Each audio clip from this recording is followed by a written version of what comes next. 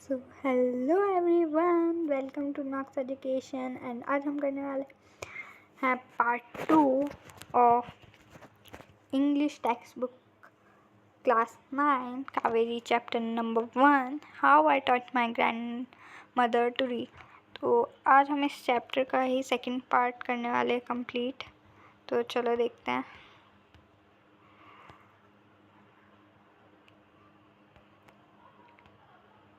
चलो स्टार्ट करते हैं।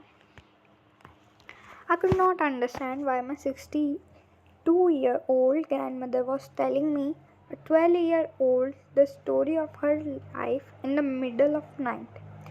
तो यहाँ पे सुधा मूर्ति जो कि इस चैप्टर की नरेटर है। अगर आपने इस चैप्टर का पार्ट 1 नहीं देखा है तो फटाफट से मेरे चैनल पर जाके देख लो, और इस वीडियो के डिस्क्रिप्शन में भी लिंक है, तो आप वहाँ से भी चेक कर सकते हो। तो जो सुधा मूर्ति हैं इस चैप्टर की राइटर, वो कहती हैं कि उनकी जो 62-year-old की जो ग्रैंड मदर है, वो उनकी 12-year-old, जब वो उन 12 ईयर्स की थी तब की वो स्टोरी बता रही हैं सुधा मूर्ति को, वो भी आधी रात में। तो उनको ये बात समझ नहीं आ रही थी कि वो ऐसा क्यों उनको ऐसे बता रही हैं। तो बट वो जानती थी कि जो सुधा मूर्ति हैं वो उनकी ग्रैंड मदर मतलब जो सुधा मूर्ति हैं वो जानती थी कि वो उनकी ग्रैंड मदर से इमेंसली यानी एक्सट्रीमली लव करती थी। And there had to be some reason why she was talking to me. तो कुछ ना कुछ वो ऐसा सोच रही थी कि कुछ ना कुछ तो रीज़न होगा जिसकी वजह से वो मुझसे ये सारी बातें जो हैं वो कर रही हैं। तो मैंने उनके फेस की तरफ देखा तो वो अनहैप्पी लग रही थी, और उनकी आईज जो थी वो टीयर्स से फिल हो गई थी। टीयर्स मतलब आंसू से भर चुकी थी। तो वो एक गुड लुकिंग लेडी थी और हमेशा स्माइल करती थी। इवन आज उनका जो आज यानी जब वो लिख रही हैं ये स्टोरी, जब वो लिख रही थी तब उन्होंने ये बात लिखी थी कि आज भी वो उनके फेस का वो वरीड एक्सप्रेशन जो है वो भूल नहीं पाई है। तो मैं आगे बढ़ी, उन्होंने ऐसा किया तो वो आगे बढ़ी और उन्होंने उनकी ग्रैंड मदर का हाथ पकड़ लिया।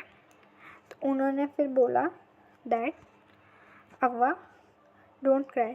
अव्वा उस टाइम क्या है जब उनकी ग्रैंड मदर्स या मदर्स को उस लैंग्वेज में बोलते हैं। कर्नाटका में रहती थी ना वो, तो उनकी लैंग्वेज में अव्वा बोलते हैं। उन्होंने बोला डोंट क्राई, क्या बात है, मैं आपकी कैसे मदद कर सकती, क्या मैं आपकी किसी तरीके से मदद कर सकती हूँ, ऐसा सुधा मूर्ति ने अपनी ग्रैंड मदर कृष्णा से पूछा। तो उनकी ग्रैंड मदर ने रिप्लाई किया कि हाँ मुझे तुम्हारी हेल्प चाहिए। तुम जानती हो कि जब तुम चली गई थी, कहाँ गई थी वो गई थी, एक उनकी वेडिंग इवेंट था तो उसमें गई हुई थी सुधा मूर्ति। तो तब करमवीरा आई एज यूजुअल। तो उन्होंने उनकी ग्रैंड मदर बोल रही है ये सारी बातें, तो उनकी ग्रैंड मदर ने मैगज़ीन खोली, उनको पिक्चर्स दिखी, ठीक है, जो काशी यात्रा से रिलेटेड थी, बट वो उन पिक्चर्स का मीनिंग जो है वो समझ नहीं पाई। जो भी कुछ भी लिखा था वो समझ नहीं पाई। उस टाइम उन्होंने उनके हैंड्स रब किए पेपर के ऊपर, हमने चलाते फिंगर्स की, उनको ऐसा विश करके कि उनको कुछ जो भी लिखा हुआ है वो समझ में आ जाए। बट उनको पता था कि ये पॉसिबल नहीं है। अगर उन्होंने बोला कि अगर वो एजुकेटेड होती तो उनको सुधा मूर्ति के रिटर्न होने का वेट नहीं करना पड़ता।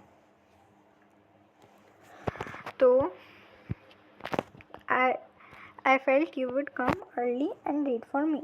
उनको लगा कि सुधा मूर्ति को उनके लिए आना चाहिए और उनके लिए रीड करना चाहिए।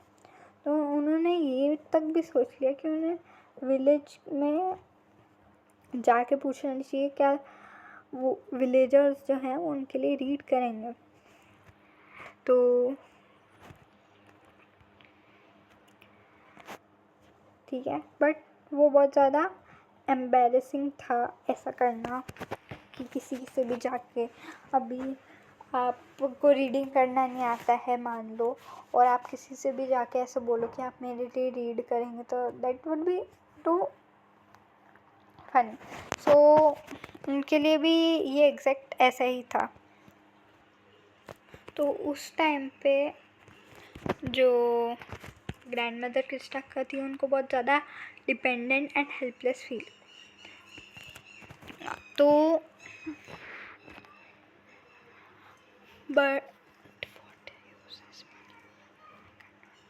तो उन्होंने कहा कि उस मनी का क्या यूज़ है जब वो ग्रैंड मदर जो है वो इंडिपेंडेंट ही नहीं हो सकती, उन्हें किसी पे डिपेंडेंट होना पड़े रीडिंग के लिए। तो अब यहाँ पे जो भी बोल रही हैं वो सुधा मूर्ति बोल रही हैं। सुधा मूर्ति क्या बोल रही है कि उनको समझ नहीं आया कि वो क्या आंसर करें। अब अव्वा ने कंटिन्यू किया। अब ग्रैंड मदर क्रिस्टा का जो हैं वो बोल रही हैं।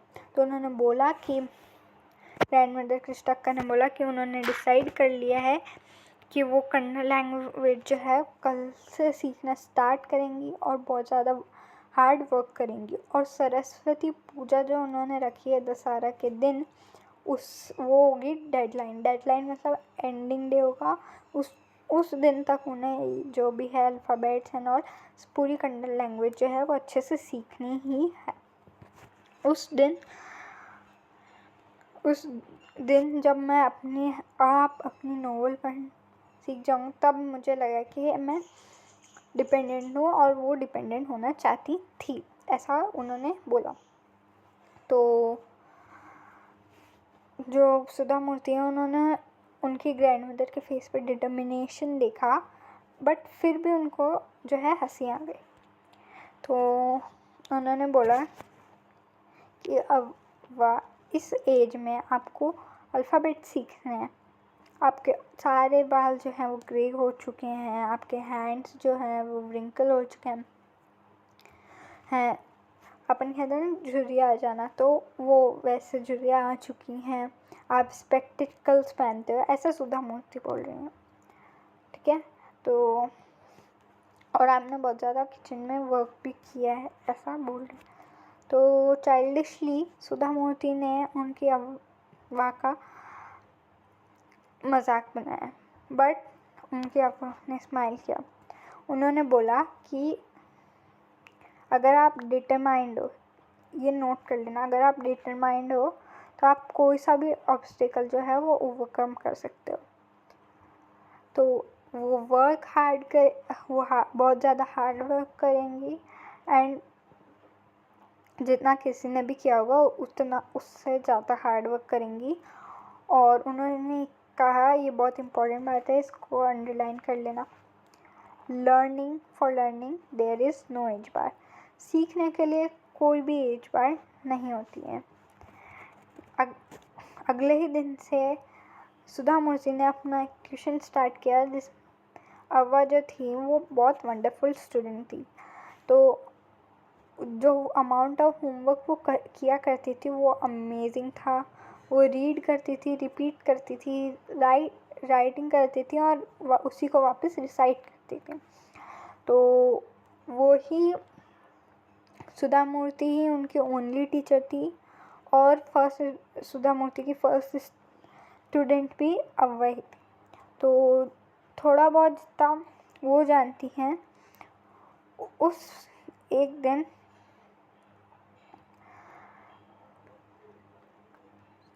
और वो कंप्यूटर साइंस की, उनको ऐसा फील हो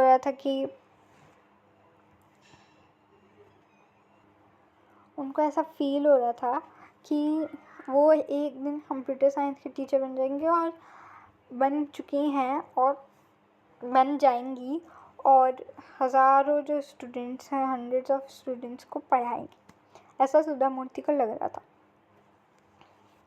तो दशहरा का फेस्टिवल आया एज़ यूजुअल। तो सीक्रेटली सुधा मूर्ति काशी यात्रा की बुक लाई, जो कि नॉवल की तरह पब्लिश हो चुकी थी उस टाइम तक। मेरी ग्रैंड मदर ने मुझे बुलाया, ऐसा उन्होंने बोला। पूजा की जगह पे वो उन्होंने वहाँ पे मुझे बिठाया, यानी सुधा मूर्ति को बिठाया। उन्होंने सुधा मूर्ति को एक फ्रॉक मटेरियल का गिफ्ट दिया।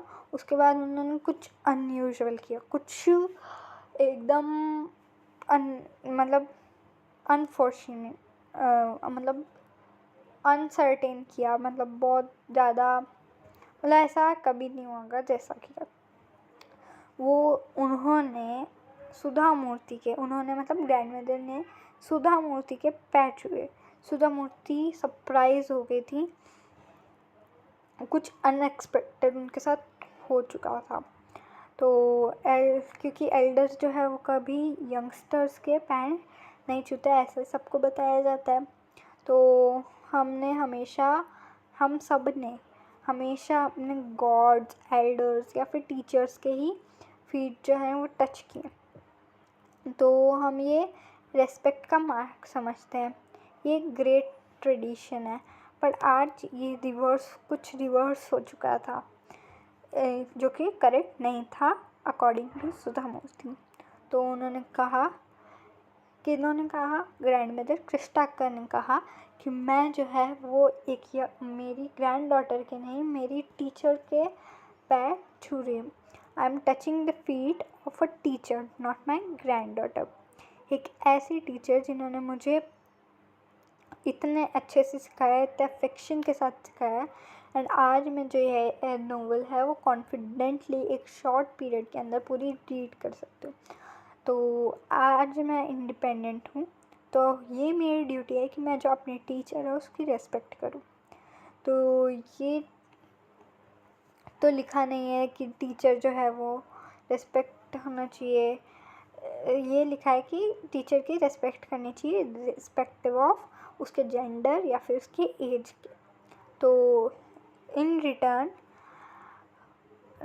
सुधा मूर्ति ने उनको नमस्कार किया, उनके फीट टच करके, और उनको गिफ्ट दिया एज हर फर्स्ट स्टूडेंट। तो जब ग्रैंडमदर ने उसे ओपन किया तो उनको टाइटल लिखा काशी यात्री बाय त्रिवेणी, और त्रिवेणी क्या थी, उस बुक की पब्लिशर, और पब्लिशर का नेम था, उस बुक की राइटर जो थी वो त्रिवेणी थी। तो उस दिन से सुधा मूर्ति को बिलीव हो गया कि मेरी जो स्टूडेंट है, यानी जो ग्रैंडमदर क्रिस्टा का है, वो अच्छे से पास हो चुके, फ्लाइंग कलर्स में एकदम अच्छे से डेडिकेशन के साथ बहुत अच्छे से सक्सेसफुली जो है पास हो चुके हैं। तो ये स्टोरी लिखी है सुधा मूर्ति ने। आज के लिए इतना ही। इसके क्वेश्चन आंसर्स हम करेंगे नेक्स्ट वीडियो में। तब तक के लिए बाय बाय।